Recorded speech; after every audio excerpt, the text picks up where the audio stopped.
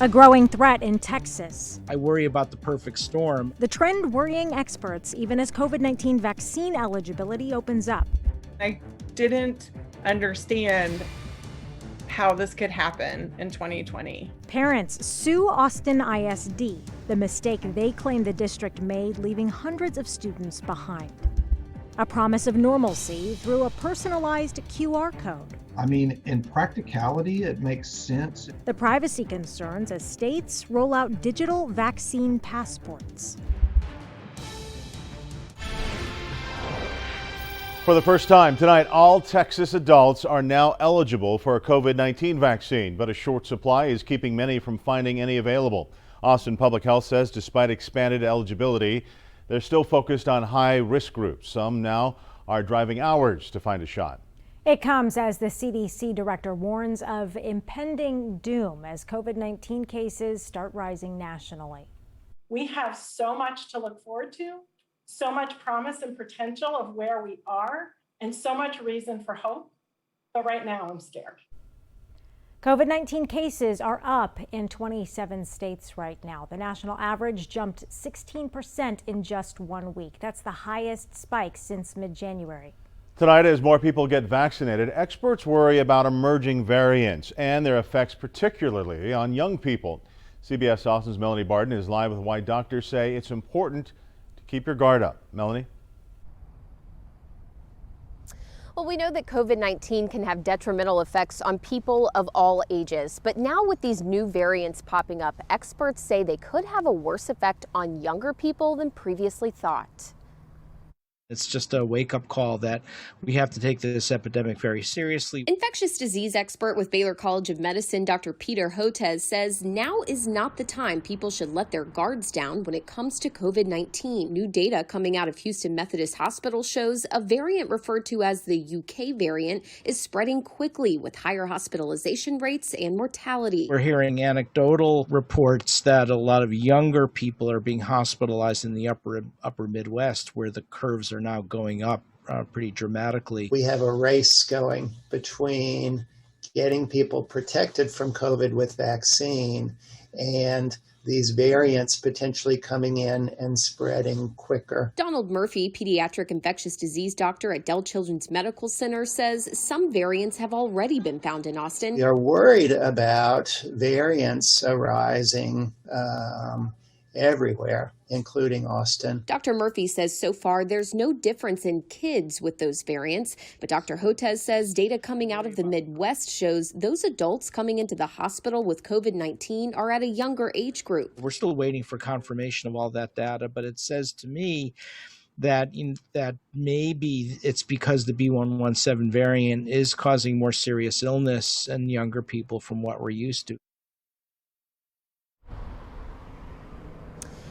And experts again are urging people to keep your guard up, keep masking, keep social distancing. They say in 4 to 6 weeks from now, we should be in a lot better position. Reporting live, Melanie Barton, CBS Austin News. Claiming the district failed hundreds of students, 5 families are now suing Austin ISD. They say a lack of psychologists on staff left kids behind. CBS Austin's Jordan Bonke spoke with a family and the supervising attorney who says by not prioritizing students with disabilities, that's discrimination. Jordan? Yeah, the attorney that we spoke with said when the district didn't come up with a plan to evaluate these students that are backlogged for the special education evaluation, these students, that could be seen as discrimination because they didn't prioritize those students with disabilities. One family that we spoke with said that they're not in this lawsuit for money, they just want to get the right education to their students. We're kind of stuck. Lori Felker-Jones, mother of a 6-year-old Austin ISD student who's among the hundreds of young minds in need of a special education evaluation.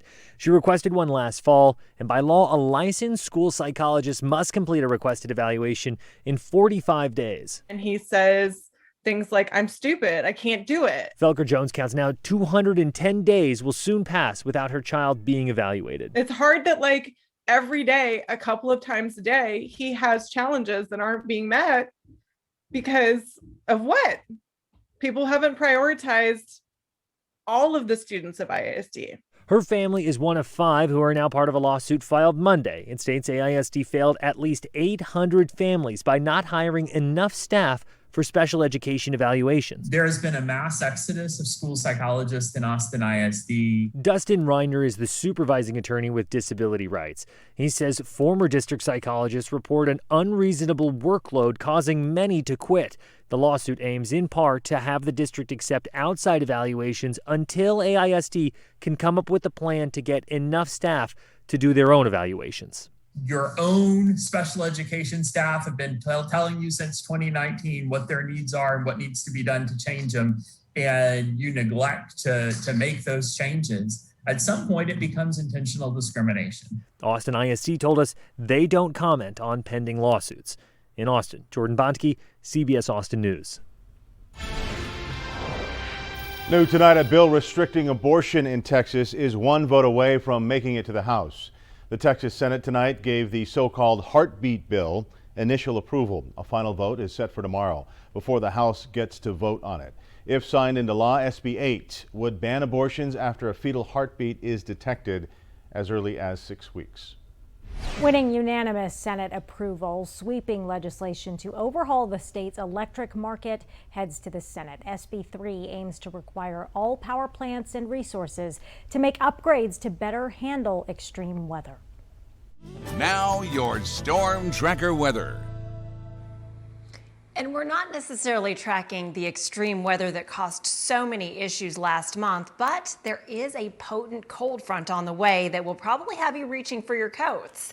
Outside right now, we haven't seen the front move in yet. It doesn't move in until tomorrow night into Wednesday morning, but clouds are on the increase. We've also got southeasterly winds, which are building in the humidity bit by bit. Today's high was 78, currently outside 64, and you can see that clouds are starting to build in by morning. We may even see some patchy areas of light drizzle. But look to the north. This next weather maker, instead of being our typical Pacific cold fronts, this one's bringing in cool Canadian air. How cool? Well, temperatures are currently in the 20s in Bismarck, 31 in Billings, and yeah, a huge swath of purple signaling that big time change. I'll track what that means for Central Texas coming up.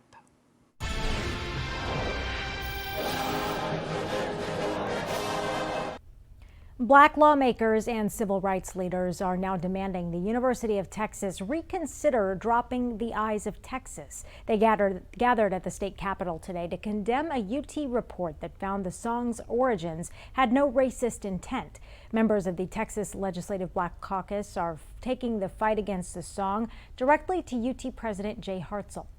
And he was very forthright and honest and said that, hey, you gave me some more things to think about. And that's why we agreed that we would continue the dialogue. So there's been no conclusion. State Representative Ron Reynolds says while they hope the song will be removed, they are willing to compromise. Demands include increasing black student enrollment. The alma mater's origins came under scrutiny during summer protests in the wake of George Floyd's death. Protesters chanting George Floyd's name crowded Minneapolis streets tonight as the first day of Derek Chauvin's trial ended. Camila Bernal reports the trial revealed new details on the final moments of Floyd's life. Derek Chauvin's trial began with the final moments of George Floyd's life. The most important numbers you will hear in this trial are 929. 9 minutes and 29 seconds. The length of time the prosecution says Floyd's neck was under the then officer's knee. Till the very life were squeezed out of him. A professional fighter who witnessed the arrest calls the tactic a blood choke. The side choke or blood choke can ultimately turn into death, and that's what we've seen here. A 911 dispatcher says she alerted a supervisor as she watched a live video feed. My instincts were telling me that something's wrong. But while the prosecution calls Floyd's death a murder, the defense says illegal drugs and a heart condition killed Floyd. Mr. Floyd died of a cardiac arrhythmia that occurred as a result of hypertension, his coronary disease, the ingestion of methamphetamine and fentanyl, and the adrenaline flowing through his body. And as for Chauvin, Derek Chauvin did exactly what he had been trained to do over the course of his 19-year career. After the court adjourned for the day, protests erupted in the streets. This trial is expected to last for about a month. Floyd's family pleading for peace as they wait for justice. We can't get George Floyd back. But what we can do is make sure that no family feels this pain and suffering that we feel. In Minneapolis, I'm Camila Bernal. In Austin, family of an unarmed man killed in a January police shooting now want the officers involved arrested. We are not going to shut up. We're going to do this every month until I get some results, period. That's what I want, results. Elizabeth Gonzalez's son Alex died in January. Police say officers opened fire as the 27-year-old reached into a vehicle. Inside sat a woman and child. No gun was found.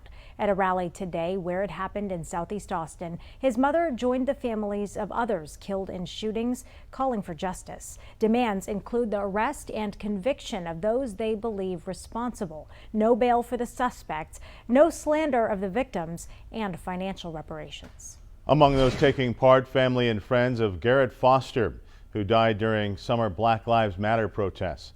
Demonstrators today marched to the site where video shows at least one person detained. Everybody get off the road. This is a warning. Moments after this warning, video shows police forcibly remove one protester off the road in handcuffs. Foster died nearby in July at 4th and Congress. Witnesses say Daniel Perry started driving recklessly toward Black Lives Matter protesters as they marched down the roadway. Perry claims he fired in self-defense after Foster pointed his rifle at him. A digital ticket back to normalcy. You give them an incentive to go look for fake versions of this. Experts reveal the concerns rising with the rollout of vaccine passports. Jammed for nearly a week, business flows once again through one of the world's busiest trade routes. The global consumer impact left behind. And no doubt about it, it's officially spring, but you know what's back on the allergy slide? Yeah, cedar. Cedar was gone all last week. It is back. It's in the moderate range. So we've got spring colliding with winter, which is kind of prophetic. A winter-like cold front heading our way, minus the snow and ice. I'll track it for you coming up. You're watching CBS Austin News at 10. Central Texas. Trusted.